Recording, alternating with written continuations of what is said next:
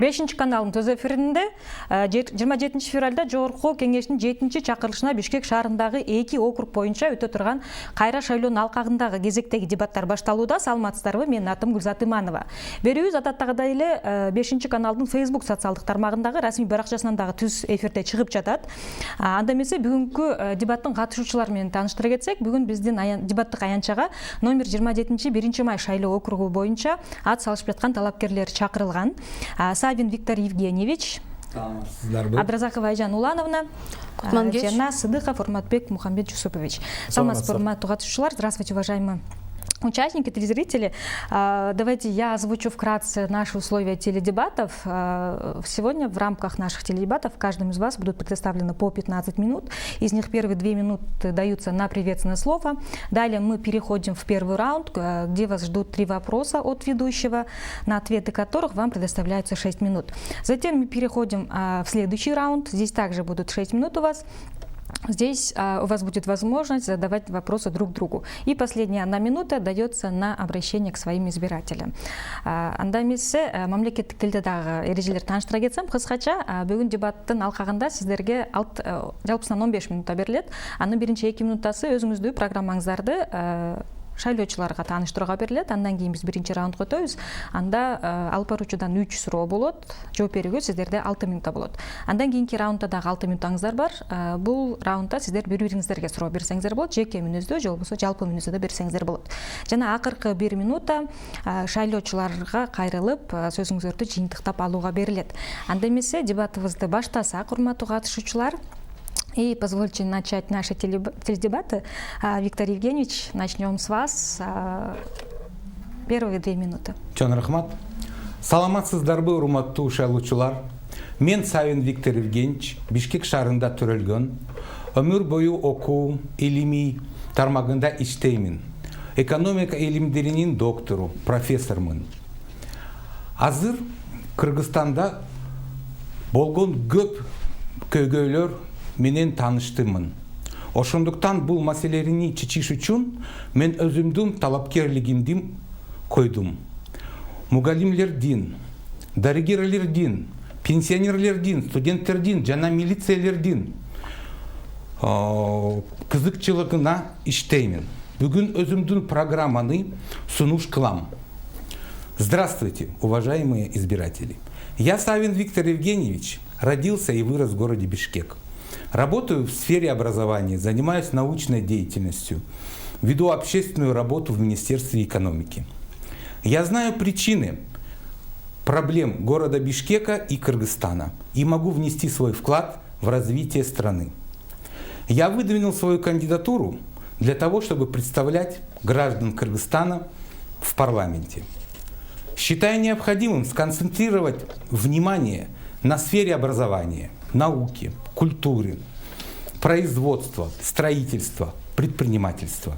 Нам надо построить новые школы, детские сады, повысить заработную плату учителям, врачам, милиционерам, создать условия для самореализации молодежи, решить проблему транспорта и городских пробок, улучшить экологию Бишкека. Все это, я считаю, мы можем сделать сообща, если вы, уважаемые избиратели, сделаете выбор в пользу вашего кандидата Савина Виктора Евгеньевича. Спасибо вам большое. Ажан Наим, кезексизде алдыңыздагы монитордон канча убактыңыз бар экендигин көзөмөлдөп турсаңыздар болот. Арбаңыздар, урматтуу кыргызстандыктар, урматтуу 1 май шайлоо тилкесинин өкүлдөрү. Бүгүн мен Айжан Абдразакова, 32 жаштамын, талапкерлигимди алгачкы ирет шайлоого коюп жатам 1 мандаттык округунан. Мен сиздерге бүгүн өзүмдүн программамды айтуу үчүн бул жердемин. Жаш талапкерлерди буга чейин өзүнүн колун коррупцияга жана башка ыплас нерселерге кирдетпеген талапкерлерди колдоо үчүн сиздерге сіздерге қайрылып тұрам ушул жерде. Уважаемые кыргызстанцы, уважаемые бишкекчане, жители избирательного округа по Первомай, я обращаюсь сегодня к вам. Айжан Абдыразакова, молодой кандидат, впервые подаю свою кандидатуру по одномандатному округу. Я обращаюсь к вам с просьбой выбрать молодых кандидатов, которые не запятнали свои руки в коррупции и нехороших делах. Надеюсь, мы с вами сделаем правильный выбор там, где вы до этого проголосовали против всех. У вас еще 1 минута. В рамках своей программы я бы хотела обсудить очень важные социальные проблемы, которые в рамках работы с избирателями были выявлены в Первомайском округе. Сегодня мы коснемся их детально. У меня есть очень интересные наработки в рамках программы, которые можно будет реализовать. Не золотые горы и обещания, а реальные действия, через которые можно решить множество социальных проблем. Спасибо вам большое. Урматбек мырза, 2 минута. Урматтуу Бишкек шаарынын 1-май жана Ленин районунун тургундары, кымбаттуу шайлоочулар. Мен Сыдыков Урматбек Мухаммед Жусупович, 47 жаштамын. Ушул убакка чейин Кыргыз Республикасынын ар кайсы тармагында иштеп келдим. Атап кетсем, аскер кызматында, тоо-кен, коммуналдык чарба, жол жана транспорт жаатында иштедим. Акыркы 12 жылдан бери адвокаттык ишмердүүлүк менен эмгектенип келем. Мен өз ишмердүүлүгүмдө көптөгөн кыйынчылыктарга дуушар болдум. Анын себептерин биздин республикабыздын мыйзамдарынын иштебесин, иштесе дагы коомчулукка тетир иштей деп мен билемин. Мыйзам менен тыкыз иштеген адам катары бардык маселелерди каерде катылып жатканы мага таандык, мен жана аны билемин. Бюллетендеги номерим 16, андыктан менин талапкерлигимди колдоп берет деген ишеничтемин. Уважаемые жители Первомайского и Ленинского районов города Бишкек, дорогие избиратели, я, Сыдыков Урматбек Мухаммед Жусупович, баллотируюсь за депутата Жогорку Кеңеша Кыргызской Республики по одномандатному Первомайскому избирательному округу номер 27. Мой номер в бюллетене 16. Я в своей жизни проработал во многих отраслях жизнедеятельности нашей страны. В частности, работал в военной сфере, горнорудной, коммунально-хозяйственной, дорожных отраслях. А в последние 12 лет осуществляю адвокатскую деятельность по защите прав и интересов граждан нашей республики. И мне, лицу, которое непосредственно... Чоң рахмат, Урматбек мырза, убактыңыз аяктап калды. Ажан айым, эгер кааласаңыз, сизде 1,5 минутага жакын убактыңыз бар экен. Ошол убакытты колдонуп алсаңыздар болот. Албетте. Менин бюллетендеги номерим 22. Бул дагы бир маңыздуу нерсе болсо керек. 2022 жылы бардыгына каршы болуп шайлооңуздарды, добушуңуздарды берген округда номер 22-ни шайлап алыңыздар. Болгон аракетимди жумшоого убада берем. Чоң рахмат урматтуу катышуучулар. Анда ушуну менен биз биринчи бөлүккө өтөбүз. Мен башында белгилегендей, мында алып баруучудан 3 суроо болот. Жооп берүүгө сиздерде жалпы 6 минутуңуздар бар. Мы тогда переходим в первый раунд. Здесь ждут вас 3 вопроса от ведущего, на ответы которые вам даются 6 минут. Примерно 2 минуты на каждый ответ. Урматбек мырза, сизден баштайлык. Анда биринчи суроом жөнөкөй эле суроо. Ушул буга чейин Айжан айым айтып кеткендей, 28 ноябрда өткөн шайлоодо азыр сиздер ат салышып жаткан ошол 1-май шайлоо тилкесинде 32%-дан ашык добуш менен баарына каршы позициясы жеңген эле да. Азыр болсо сиздер ушул эле шайлоо тилкесинин кайра шайлоого аттанып жатып, дал ушул 32% добушка үмүт артып жатасыздарбы, жана шайлоочулар эмнеге дал сиздерди шайлашы керек? И давайте на официальном языке также повторю мой вопрос. Очень простой вопрос. На выборах от 28 ноября в Первомайском округе, по которому вы сейчас баллотируетесь, выиграла позиция против всех всех с более 32%. И сейчас, выдвигая свою кандидатуру на повторных выборах, вы надеетесь на голоса этих 32%? И почему избиратели должны выбрать именно вас? Суроо түшүнүктүү. Мен ушул депутаттыкка аттангандан бирден бир ушул эме түрткү берди. Ошол 32% гана катышкандыгы, анан жана баарына каршы добуш берген элдин үнү ошомага үмүт берди да. Чынын айтканда, ноябрдагы шайлоодо 104,5 миң шайлоочу катталган экен тизмеге. Эгер 32%-ын эсептеп көрсөк, бул 30 миң, 35 миң болгон гана адам да. Азыркы да карап көрсөк, азыркы шайлоого уже 112 миң адам болуп кетти. Мага өтө таң калыштуу болуп атат. Каяктан ушул 2 миң, 2,5 миң киши бул тизмеге кошулуп калды деген. Дагы бир орчунтуу маселе. Ушул 1 май Ленин райондарында жайгашкан аскер бөлүктөгү солдаттарды ушул добуш берүү укугунан ажыратып койду да. Булар эми өздөрү келип кызмат кылган жок да. Булар болсо ушул мамлекеттин мыйзамынын негизинде кызмат өтөп атышат. Андыктан алар дагы ошол азыркы тизмеге кирген жок. Мен мурда үнү ушул шайлоо участоктарына барып көрдүм. Шайлоо участоктан даже ушул солдаттардын тизмеси келе элек экен, даяр эмес экен да. Андан башка ошондой эле студенттер болуп калды. Алар дагы ошо тизмеге киришкен жок. Бирок эмнегедир өткөн шайлоодо ошол аскер кызматкерлери баары добуш беришкен. Эми муну шайлоого келбегендин негизи деп мен бул элдин бардык нерседен тажап калган деп түшүнөм. Шайлоо кылып атып элди биз тажатып бүтүрдүк. Баарыбыз көрүнгөн курулай калыптарды айтып атып элдин үрөөнү өчүрдүк. Андыктан ошол мен дагы азыр ойлоп атам, өзүнчө прогноз кылып көргөндө бул шайлоого дагы адамдардын камсыз болушу өткөндөн дагы аз болот деген ойдомун да. Эми кандай болот экен Кудай өзү билгисет. Бирок элибизден суранат элем, кайдыгерлик менен карабай шайлоого келип активдүү катышып, жаманбы, жакшыбы өз добуштарын берип кетсе деп суранып кетмекчимин. Жакшы, рахмат. Айжан айым. Мен калкты абдан түшүнөм. Акыркы мисалы биз шайлоо тилкесинде үгүт иштери башталгандан бери эле иш алып баратабыз.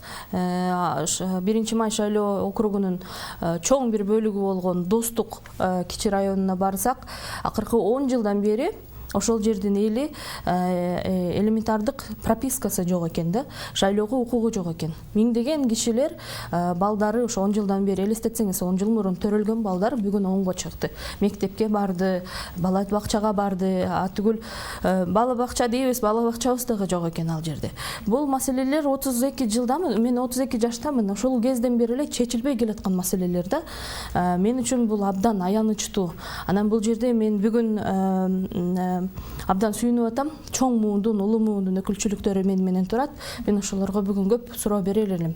Анткени 1 май округундагы түшүнөм. 2017 жылы мен медиа эксперттик кылып Борбордук шайлоо комиссиясында иштегем. Дал ошол референдумду өткөргөнбүз. Биринчи алгачкы ирет болуп жана автоматикалык урналар дейбиз, шайлоо урналарды киргизген элек. Ошол урнага ишенебизби же адамга ишенебизби же 1 май шайлоо тилкесинин жана Свердлов шайлоо тилкелеринин өкүлдөрү алгачкы ирет өзүнүн мындай абсолюттук укугун колдонуп бардыгына каршы келдиби деген суроо жаралып атат. Чынында эле ошондойбу же болбосо башка бирөөлөрдүн саясий заказ менен бирөөнү отургузуу ыкмасыбы? Мен ошого ишенгим келет. Анткени бүгүнкү учурда дагы башка оппоненттерибиз болушу керек эле, өздөрүнүн ыйгарым укугу менен чечип, өз талапкерлерин чечип келишиптир.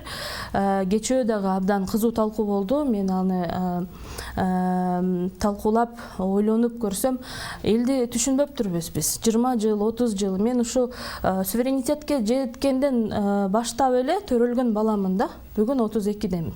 Ошол 32 жылдан бери Кыргызстанда эч нерсе өзгөрбөй келет.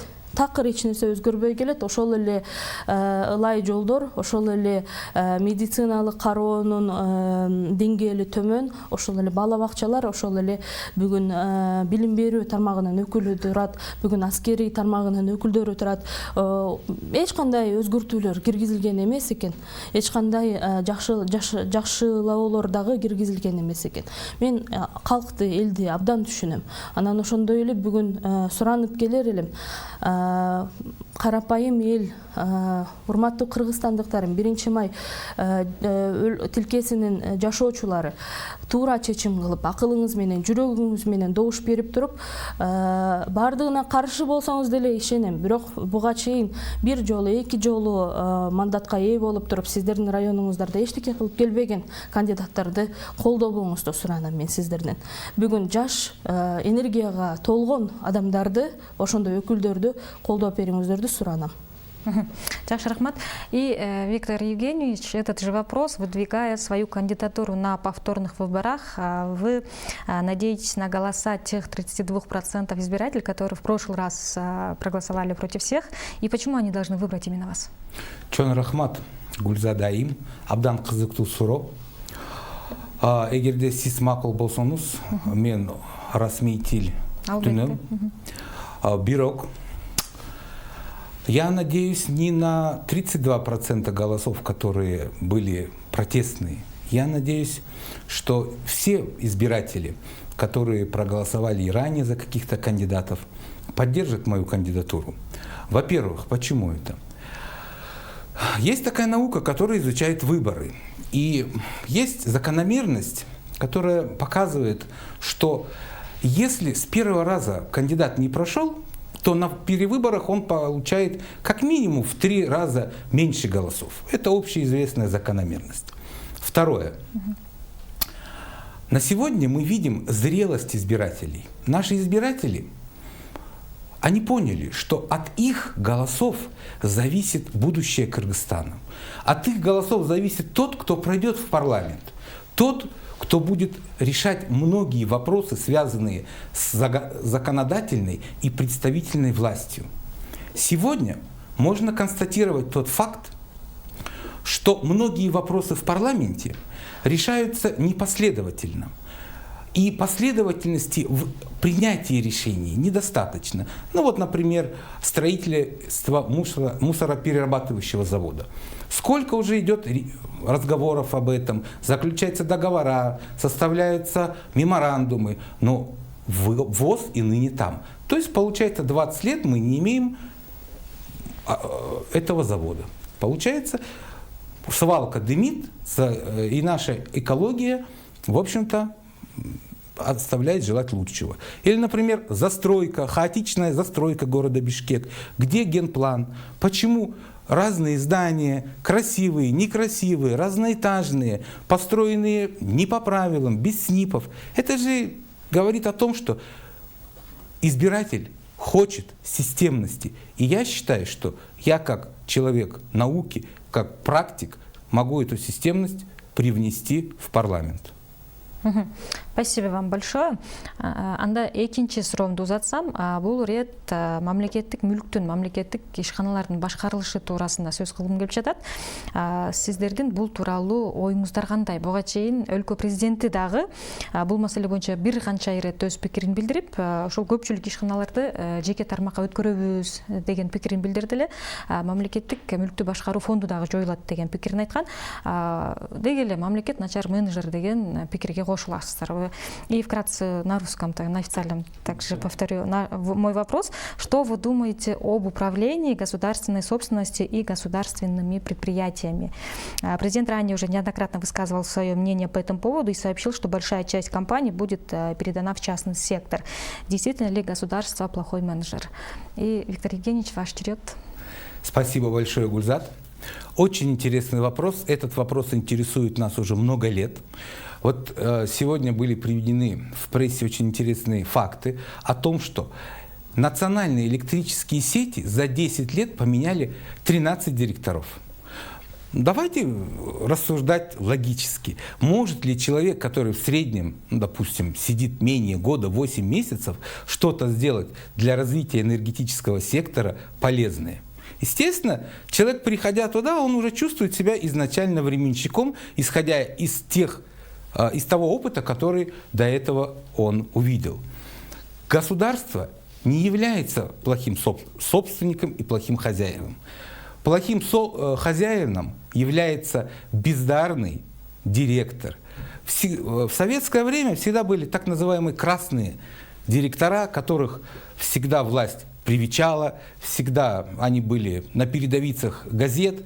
И сегодня мы должны говорить о том, что нам необходимы эффективные директора, которые выведут нашу промышленность, наши государственные предприятия, в том числе, например, Кыргызтемиржолу. Пожалуйста, вот предыдущий директор под следствием. Таких, в общем-то, примеров много. Я считаю, что какая-то часть предприятий должна быть передана в частные руки, но государственный контроль, государственное регулирование терять над ключевыми предприятиями ни в коем случае нельзя.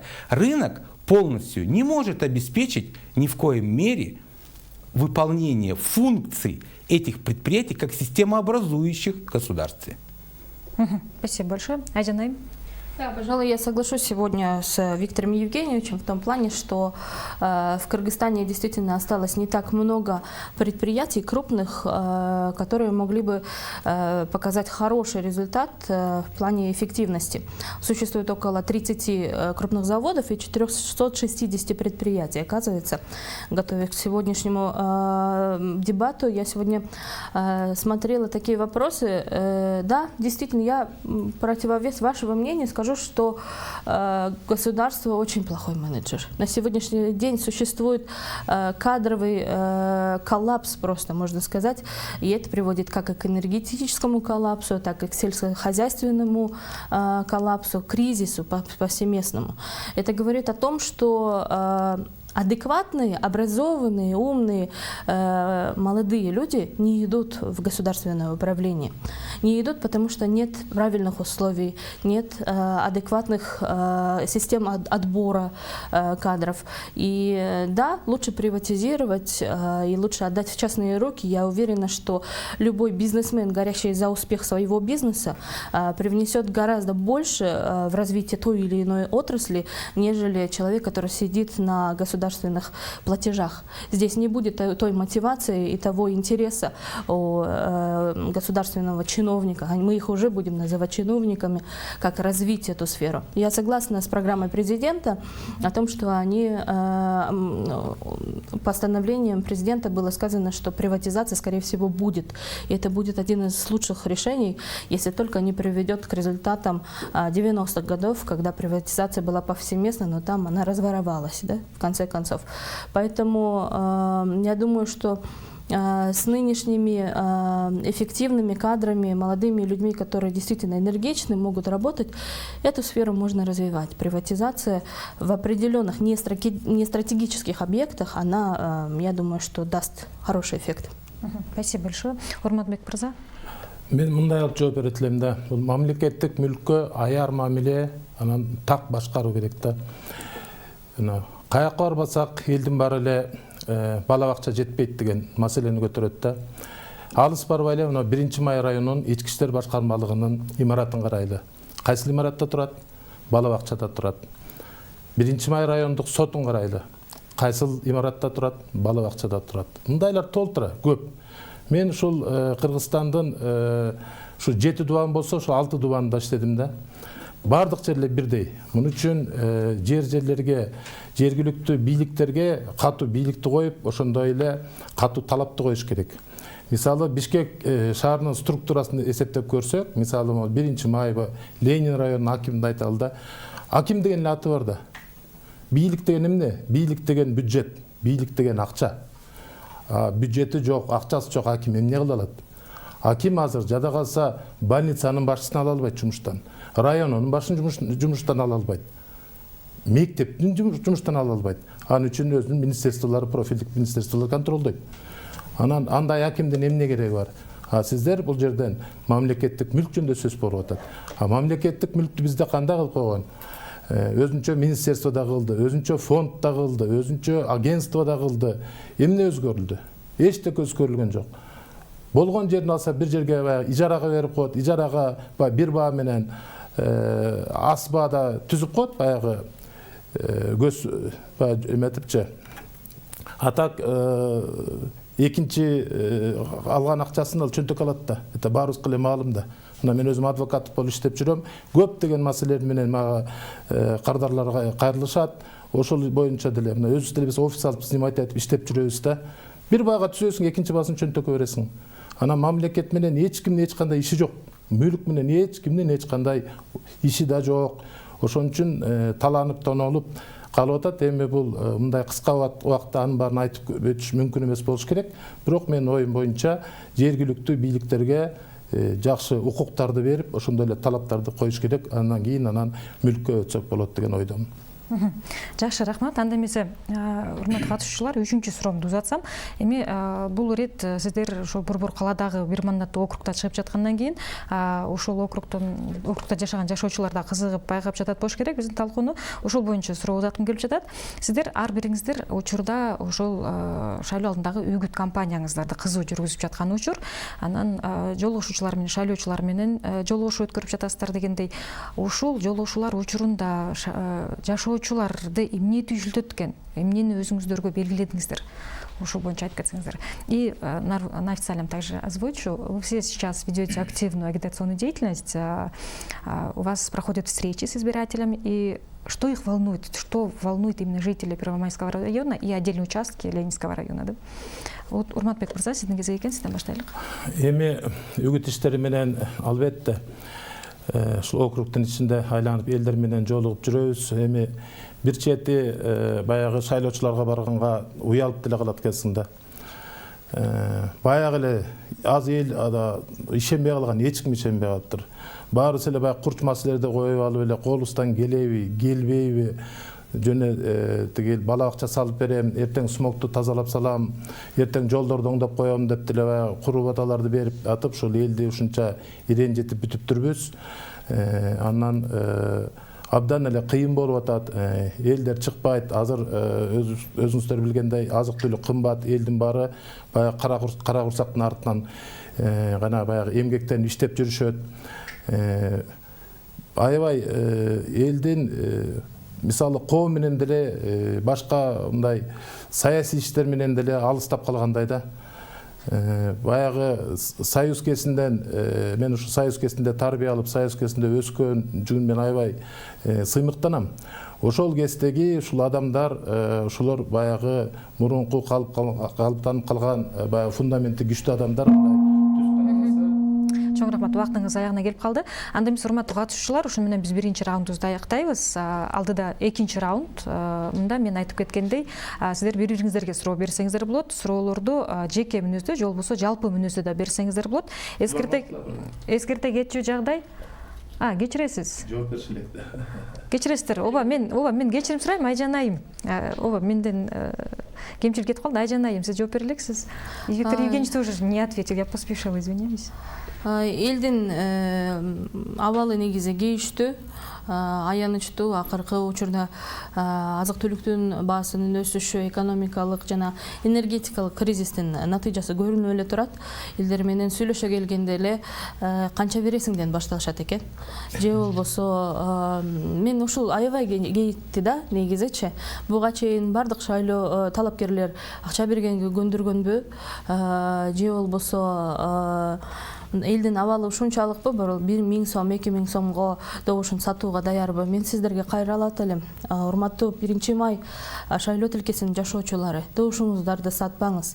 Ал 2000 сом арзыбайт. Ошол баага 5 жылкы келечегиңиз тете эмес. Мен сиздерге кайрылат элем. Чоң рахмат, Айжан айым. Виктор Евгеньевич, ваш ответ? В первую очередь моих избирателей волнует будущее.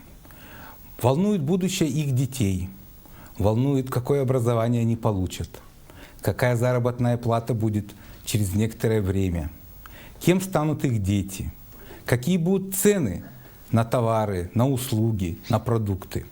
Это очень важно, потому что каждый человек хочет в будущем жить лучше, чем сегодня. И этот момент мы предлагаем очень много различных программ, очень много интересных решений, которые в будущем помогут повысить сферу образования, повысить заработную плату. Пенсионерам дадут возможность, чтобы пенсия была достойная, студентам высокие стипендии, тем, кто не может работать, пособие, пенсии по инвалидности. Например, один из наших предложений – Алтын сүтті.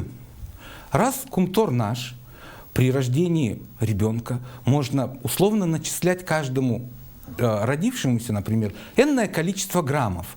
И в течение каждый год в качестве процентов добавлять какое-то количество грамм, миллиграмм, и к 18-летию наберется определенное количество, которое хватит, допустим, на приобретение, например, квартиры или первичный взнос в ипотеку, например, на приобретение, сыграть свадьбу или, допустим, на какие-то расходы. Вот эти все моменты очень важные мы предлагаем решить нашим девизом. А наш девиз следующий. Построим инновационное будущее. Инновациялык келечекти түзөбүз. Голосуйте за номер 10 в избирательном бюллетене. Спасибо большое, Виктор Евгеньевич. И теперь только да, мы переходим во второй раунд. Биз андай экинчи раундга өтөлүк. Буга чейинки дебаттарда ошол раунд абдан кызык болгон эле. Ошон үчүн мен сиздердин суроолорду укканга абдан ашыгып кеттим окшойт. Кечирим сурайм. Анда эмесе мен айтып кеткендей, бул бөлүктө бири-бириңиздерге суроо берсеңиздер болот. Жеке мүнөздө же болбосо жалпы мүнөздө 6 минутта каралган. Сиздер суроо берип жаткан убакыттагы жалпы 6 минуттан кемитилет. Андыктан сурооңуздарды болушунча кыска жана нуска бергенге аракет кылсаңыздар. Бул ирет Виктор Евгеньевичтин кезеги экен. Виктор Евгеньевич, ваш вопрос оппонента можно как в общем порядке, так и адресно задать свой вопрос. 6 минут в общем.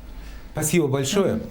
Я хочу задать обычные вопросы из нашей жизни. Вот вопрос уважаемой нашей девушке, молодому кандидату.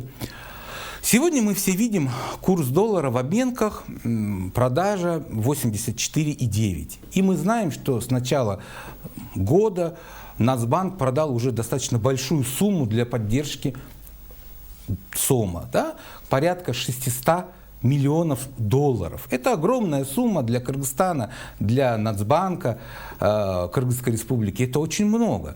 Вот к вам такой вопрос. Как вы думаете, стоит ли удерживать курс доллара на вот этом уровне? Или, может быть, надо отпустить его и дать возможность Нацбанку опять начать накапливать валюту? Виктор Евгеньевич, я знаю, что вы представитель сферы образования. В частности, из вашей биографии я вычитала, что вы завкафедрой экономической теории. Я понимаю, что ваши знания в этой области очень глубоки. И мне бы хотелось ответить на ваш вопрос таким образом, что так или иначе мы понимаем, что токсичные средства, а именно искусственно напечатанные средства, не подтвержденные золотым фондом, не имеют тот вес. Сейчас экономика США уже показывает такую картину, что искусственно напечатанные доллары как раз-таки повышают курс, чтобы сдержать инфляцию, они к этому приводятся. Но есть небольшие прогнозы на будущее, что так или иначе скоро юань выпустят в электронном виде. Это немного далекие прогнозы, но мы, представители, как вы сказали, молодежи, следим за такими тенденциями. И, возможно, вся эта канитель вокруг курса доллара и вокруг всех этих бумажных средств уже станет скоро неактуальной. Будут введены электронные валюты, сейчас уже биткоин, вы сами видите, в какой ситуации. Я могу ответные вопросы задавать или только в свою сейчас, период? Да, сейчас черед Виктор Евгеньевич. Я не думаю, что здесь будет полезно дополнительно, не удерживая курс в нашей экономической ситуации, мы можем привести страну к еще большему кризису, я считаю. Это был адресный вопрос. Сайжанаим, да, Виктор Евгеньевич? Ага. Да. Урматбек Мырза. Можно дальше, да, продолжать? Урматбек Мырза, сизге бир суроо дагы бар. Вот я знаю, что вы имеете отношение вы адвокат, имеете какое-то отношение к силовым структурам. Вот как вы думаете, сейчас уровень доверия населения к милиции достаточно низкий. И вот отрицательная работа милиции в некотором роде, да, отражается на росте преступности в городе Бишкек. Из-за этого люди не верят милиции. Вот, и это в целом очень серьезный урон и имиджу милиции, и гражданам приносит. Как вы думаете, вот что необходимо изменить для того, чтобы работа нашей милиции улучшилась? Какие бы вы внесли, может быть, законопроекты или еще что-либо? Спасибо большое. Спасибо за вопрос. Так как я являюсь участником отправления правосудия, конечно, сталкиваемся с органами дознания, органами следствия, органами надзора и судейскими органами. Относительно работы милиции, я проблему вижу в том, что мы должны отказаться от статистики. У нас в милиции есть ведется такая статистика раскрываемости преступления. И каждый день, вот представьте себе, каждый день начальник управления собирает всех и начинает крыжить каждого. Кто что сделал, кто сколько преступлений раскрыл, а кто просто так ходит и зарплату получает.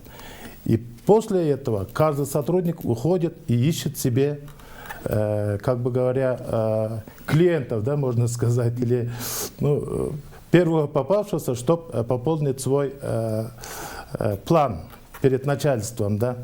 Есть такие небольшие, там, даже не преступления, а проступки, да, но можно же человека, молодого человека, да, там, проучить, там, сказать напутственные слова и отпустить, как бы, чтобы он больше не делал этого. Нет.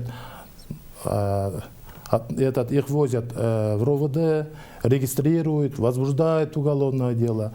А так человека привлечь к уголовной ответственности, закрыть под стражу и далее осудить – это не проблема. Как говорится, был бы человек, а статья найдется. Вот я самую главную проблему в работе милиции вижу, что надо избавиться, отказаться от этих статистических данных. Спасибо большое. Виктор Евгеньевич, если вы желаете, по правилам наших теледебатов, вы можете на какой-либо свой вопрос высказать свое мнение, свое, может быть, дополнение. Если такого нет, то мы можем перейти к вопросу следующего кандидата. Давайте к следующему перейдем. Айжан Айым, анда кезексизде сиздин суроолоруңуз. Да, мой первый вопрос, наверное, будет Урматбек Мукамбет Джусуповичу. Урматбек Мырза, скажите, пожалуйста, в вашей биографии указано, что вы были подрядчиком строения дорог Тарас-Талас-Сусамыр. И в 2020 году вышла новость о том, что подрядчик данного дорожного строения, дорожных работ, взяв грант на $17,5 миллионов, привлек субподрядчика на 10 миллионов. У меня вопрос, кем из этих подрядчиков двоих вы являетесь, и если первым, то куда делись $7,5 миллионов? Спасибо. Да, я действительно работал в дорожной отрасли, то есть по проекту реабилитации автодороги Тарас-Талас-Сусамыр. Хочу напомнить, что этот проект, она делится на 3 проекта.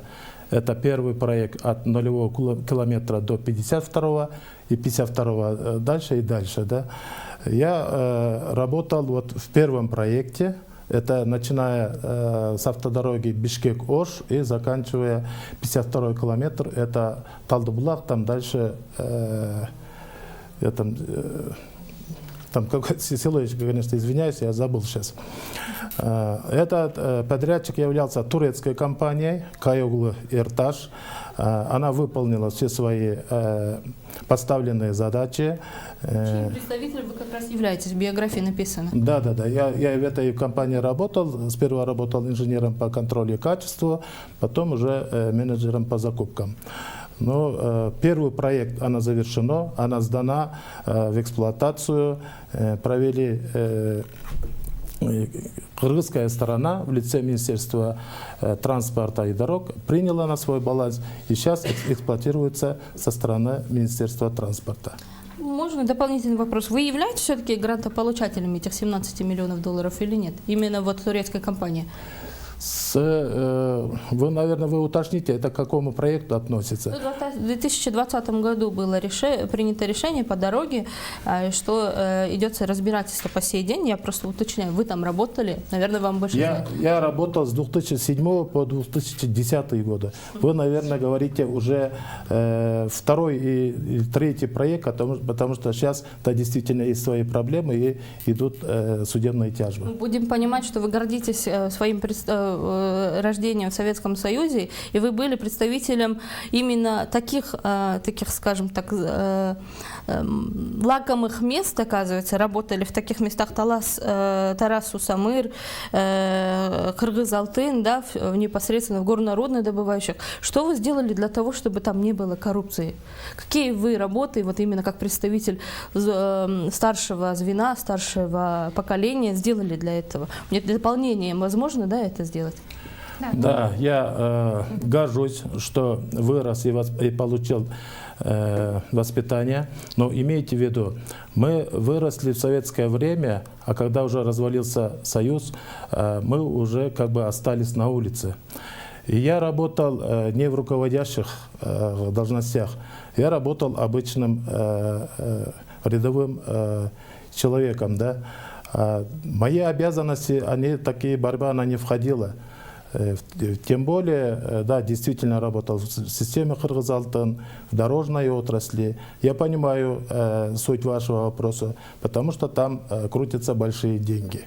Но, честно говоря, наши руки туда не доходили, мы не знали об Если этих... бы доходили, чем бы вы занимались там? Дополнительный вопрос. Просто старшее поколение как раз-таки погрязло в коррупции. Можно я уточню? Но вот время, когда вы задаете вопрос, от вашего времени отнимается. С уверенностью могу сказать, что я не был нигде замешан в коррупционных делах. Хорошо, Спасибо большое. Следующий ваш вопрос, Айдана. Да, Виктор Евгеньевич, я бы хотела задать вопрос. Вы являетесь заведующим кафедры экономической теории, если не ошибаюсь. И в 2008 году я, будучи абитуриентом, закончившей школу золотой медалью, поступила в ваш вуз. И по квоте первые 10 мест принадлежали именно выпускникам золотой медали. Через день буквально мне звонит руководитель кафедры, одной из них, не буду называть имени человека, чтобы не дискредитировать его здесь. Мне позвонили: девушка, можно мы ваше место отдадим человеку, которому нужнее. Позже я узнала, что это место было продано. И именно в связи с этим, из-за коррумпированности вузов, мы принимаем решение уходить. Я лично приняла решение уйти в международный, а именно иностранный вуз. У меня к вам вопрос. Вы в своей программе указали, что будете бороться за улучшение образования. Как можно, работая в коррумпированном вузе, бороться именно с этим, с разведением, с дополнительными сборами средств? И как можно бороться с коррупцией? Как можно в этом смысле развивать отрасль образования? Вопрос понятен, Айдана Наим. Я вам отвечу вопросом на вопрос. Как можно работать в сфере строительства, в котором, в общем-то, покупаются участки, не выполняются СНИПы, и потом говорить о борьбе с коррупцией? Я всю свою жизнь учу студентов и работаю под лозунгом уважаемого Исхака Разакова: «Мен таза болом, сен таза болон, ком таза болот». Урматтуу Айдана Наим. Не надо всех, тот, кто работает в системе образования, под одну гребенку обвинять в коррупции. Потому что на самом деле бывают такие случаи, и они подтверждены. И они каждый год подтверждаются. Потому что те, кто идет на золотую медаль, сейчас есть такая система тестирования, называется Алтын Тамга. И тот, кто проходит этот тест, тот действительно получает золотую медаль, красный аттестат. Ну а кто не подтверждает это звание, естественно, остается за бортом. Причем еще есть ОРТ, которое достаточно давно внедрено, уже более 15 лет, и вы прекрасно знаете, те 50 первых выпускников школ, которые набирают больше всего баллов, для них открыт дорога во все вузы, на бюджеты, в том числе и американский университет, и турецкие университеты, и даже заграничные университеты.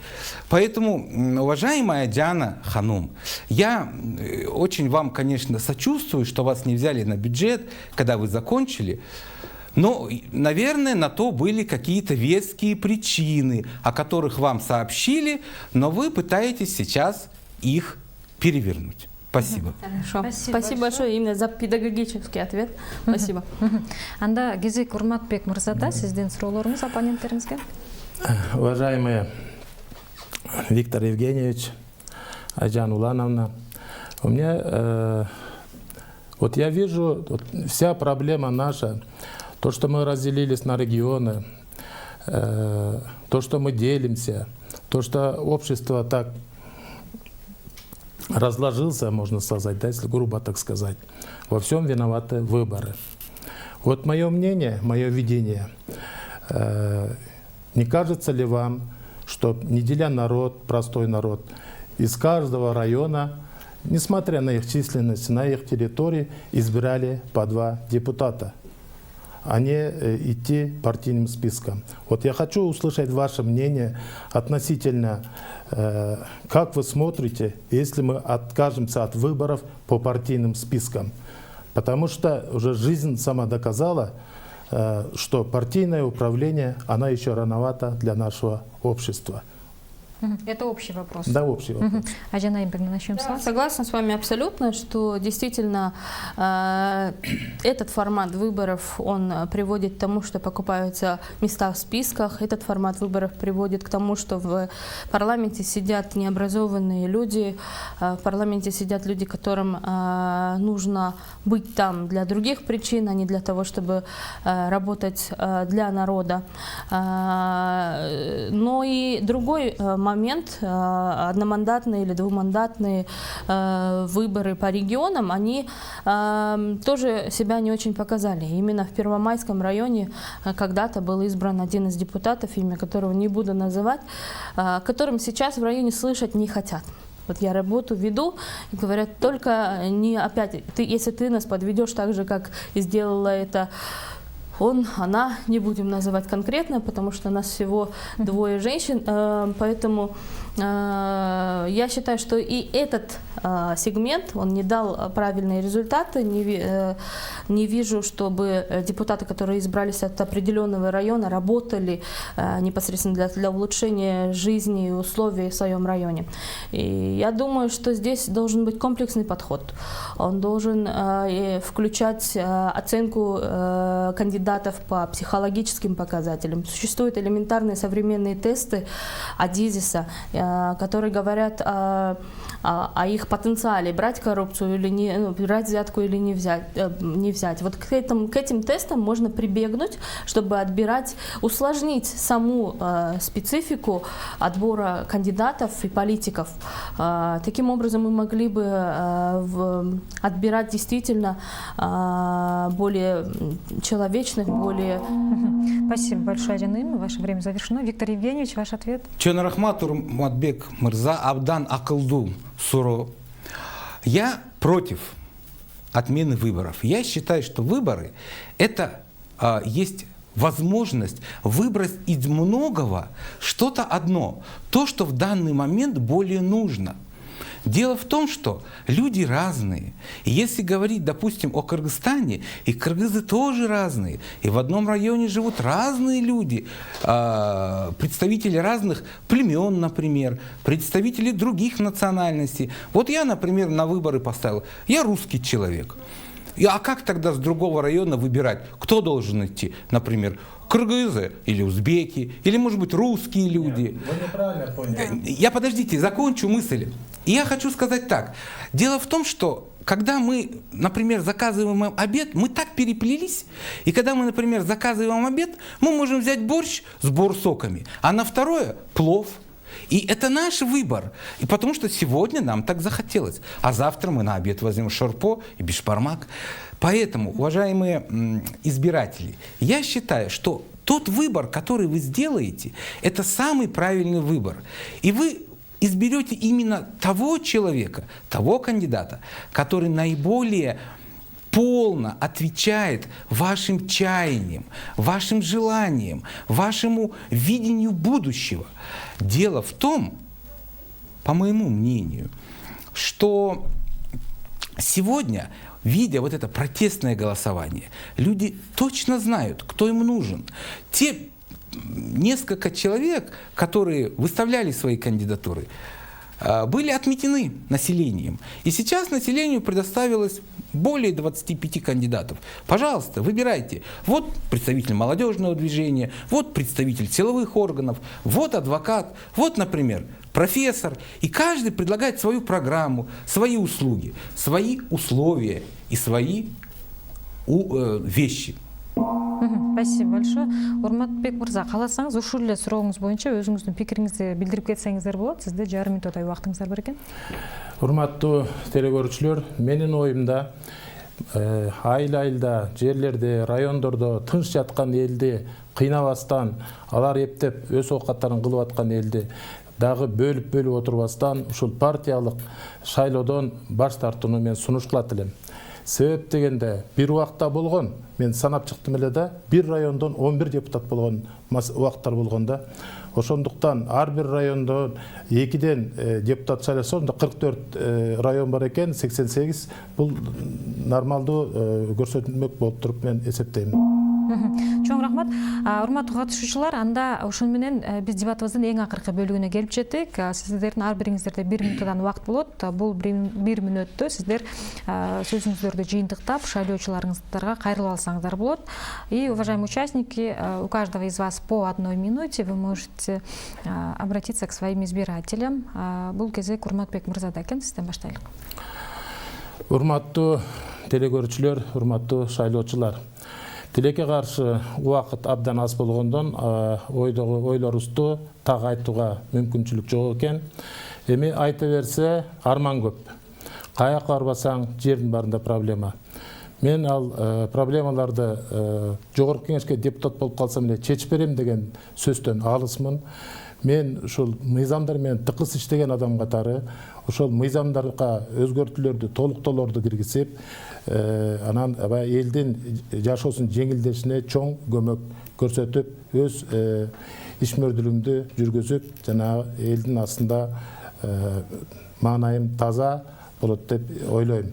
Андыктан бюллетендеги номерим 16, фамилиям Сыдыков Урматбек Мухамбет Жусупович. Күч чындыкта, күч биримдикте. Баарыңыздарга чоң рахмат. Шайлоодон көрүшкөнгө чейин сак саламатта туруңуздар. Чоң рахмат. Айжан Айым, сиздин кезек.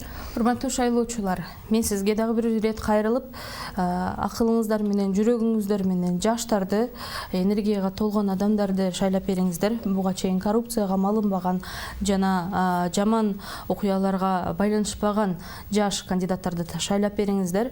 Буга чейин мен ишенгим келет, баарына каршы деп шайлаганда сиздер ушундай талапкерлерди күткөнсүздөр. Менин атым Айжан Абдыразакова, номер 22. Аракетимди, ак ниетимди жана адал ишимди сунганга даярмын. Уважаемые кыргызстанцы, я вас прошу сделать правильный выбор сердцем и умом и выбрать представителей молодежи, энергичных, молодых кандидатов, которые не запятнали себя коррупцией и нехорошими элементами. Спасибо большое. Виктор Евгеньевич. Урматтуу шайлоочулар, урматтуу биринчи майдыктар. Мен сиздерден менин кандидатурамды колдон берүүңүздөрдү суранам. Мен эл үчүн кызмат кылам. Менин номерум 10. Уважаемые избиратели, прошу поддержать мою кандидатуру. И в дополнение к прошлому вопросу мне хотелось бы добавить о том, что я решительно против партийных списков. Пусть эти партийцы выйдут вот так лицом к лицу, поговорят с друг другом и скажут, можно ли сегодня быть в одной партии, завтра в другой партии, сегодня быть в партии, например, достоинства, завтра в партии, например, другого названия, это неправильно. Уважаемые избиратели, прошу поддержать мою кандидатуру. Обещаю работать на благо народа. Я здесь, и вы всегда сможете спросить с меня за результаты. Мы вместе построим инновационное будущее. Спасибо большое. И, Айжан Наим, у вас в распоряжении 16 секунд осталось. Мы уже закончили. Мен ишенем, сиздер туура добуш кыласыздар. Менин номерим 22, атым Айжан Абдыразакова, чын дилим менен иштеп берүүгө даярмын. Чоң рахмат. Анда эмес урматтуу катышуучулар, ушуну менен биздин бүгүнкү дебатыбыз да аягына келип калды. Мыйзам тарабынан белгиленген убактыңыздарды колдонуп келип шайлоочуларга, жашоочу 1 жана Ленин районунун айрым бөлүгүндө жашаган жашоочуларга өзүңүздөрдү тааныштырууга келип бергениңиздерге ыраазычылык билдиребиз. Албетте келе жаткан шайлоого сиздерге чын жүрөктөн ийгилик каалап кетмекчибиз. На этом мы завершаем наши дебаты. Спасибо вам большое за участие и, конечно, желаем вам удачи на предстоящих выборах. Анда эмес урматтуу көрөрмандар, ушун менен биз Жогорку Кеңештин 7-чи чакырылышына 1 май шайлоо округу боюнча ат салышып жаткан талапкерлердин кезектеги дебатын жыйынтыктайбыз. Эртең ушул эле маалда саат 9:00 5-каналда жолукканча демекчибиз. Биздин теледебаттар сиздердин эртеңки тандооңуздарга көмөкчү болот деген терең ишеничти айтып кетелик. Бүгүнкү дебатка болсо номер 27-чи 1 май шайлоо округу боюнча ат салышып жаткан талапкерлер Савин Виктор Евгеньевич, Абдыразакова Айжан Улановна жана Сыдыков Урматбек Мухаммед Жусупович келип катышып беришти. Берүүнү мен Гүлзат Иманова алып бардым. Саламатта калыңыздар.